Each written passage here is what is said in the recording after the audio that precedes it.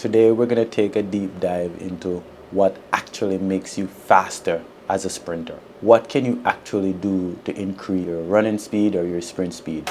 And you know I'm running back.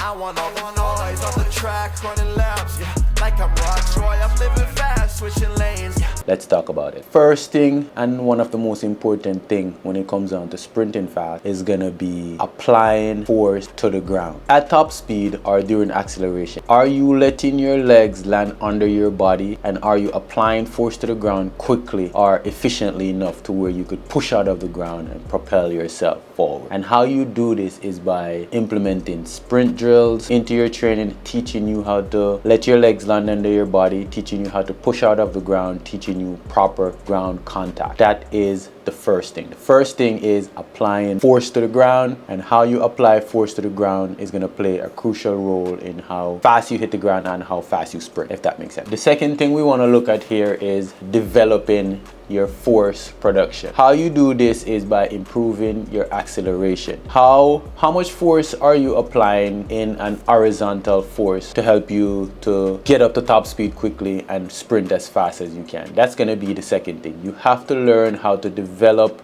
your force production, and how you do this is by implementing plyometrics into your training. Strength training is a great way, and just understanding how to sprint in general is going to help you to develop your force production. One of my favorite tools I use to develop my force production is I use strength training. So I do quarter squats, I do weighted sprints. So I would run with a weight vest on, or I would do drills with a weight vest on. Or when I'm really trying to get technical, I use like a resistance machine or sleds, and I would do acceleration sprints. I would do max velocity sprints with the sled to help me to increase my force production. So the first thing you have to look at is how much force are you applying to the ground. Second thing you have to look at is developing your force production. So the first two things, and two of the most important things, is force production and force development, right? You need to work on how you apply force to the ground, learn to apply force to the ground, and then your sprint times and your running times will drop. You will go fast. The third thing here you want to do is you want to make sure that you're training your stretch shortening cycle. The first 10 to 30 meters, that's your acceleration. You want to make sure that you're turning over with speed and power, and you're not overstriding or you're not understriding. You want to make sure that you're applying force to the ground. You want to make sure that you're applying power to the ground. To train your stretch shortening cycle, you need to be doing plyometrics. I like to train my stretch shortening cycle by doing wicket runs and wicket drills, teaching my athlete how to let their legs land under their body, teaching them proper posture.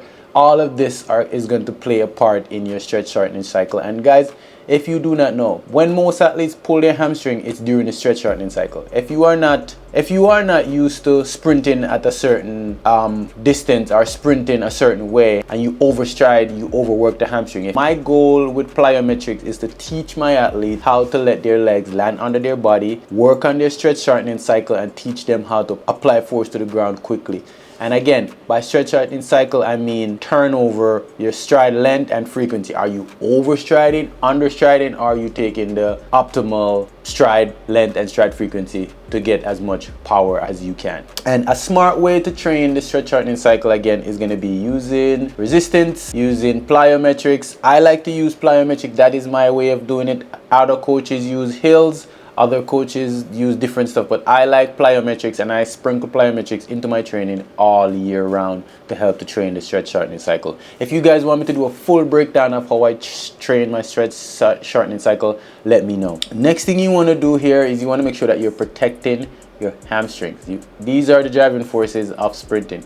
You want to make sure that your hamstring is not doing all the work, and how you do this is by strength training. You want to make sure that you develop strong hamstring muscles, and don't just focusing on the hamstring. Remember, the hamstring work lower back, your glutes, so you want to strengthen the whole posterior chain to protect the hamstring, right? That is the next thing you want to do. Next thing you want to do here, take some type of supplement. I take creatine.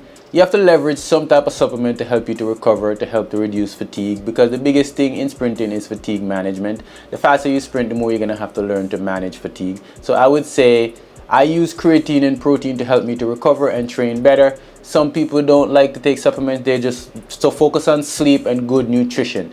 And fun fact, you get creatine from foods like meat, like any type of red meat will give you creatine. So creatine is not a bad thing. You just have to find a way how to recover faster so you could train more efficiently and push yourself harder. Now let's talk about how we train each one of these qualities, right? So if we're talking about force production, you want to make sure that you're doing acceleration from 0 to 30 meters. You could do acceleration with resistance or without resistance. You could do it on a hill or you could do it on downhill, a slight incline.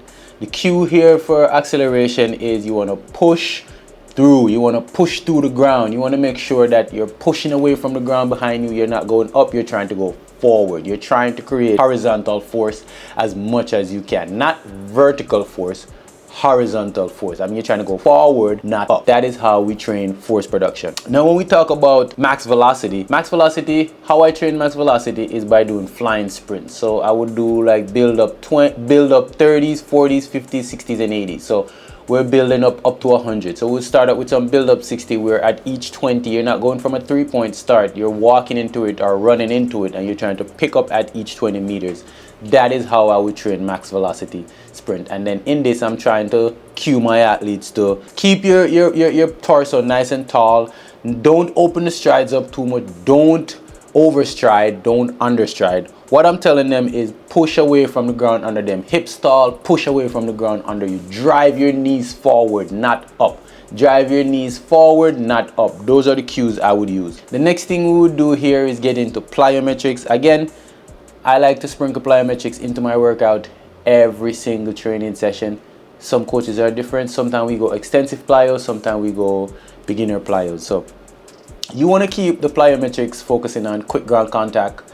You want to focus on triple extension. These are the things you want to focus on when we're thinking about plyometrics to help you to sprint faster. And I could do a whole breakdown on this if you want. The next thing you want to do here is strength training. Again, I already talked about strength training. You want to make sure you're doing, the 3 big ones are lunges, quarter squats, and some form of power clean movement. Those are going to be the 3 main exercises I would say to focus on as a beginner to help you to sprint faster. And then the last one here we want to look at is you want to always be working on your sprint technique. And how you do this is by focusing on your sprint drills. How you do your drills is how you're going to sprint. So the more you can implement sprint drills into your training, that's very effective to help you to sprint. I like to march my drills first before I get into skipping, then I get into bounding.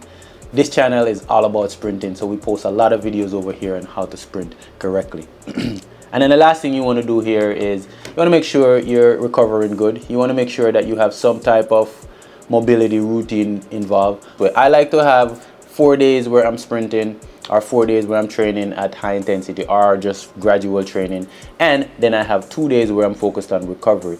And if you guys are new to the channel, remember to like and subscribe, and until the next video. And you know I'm running back.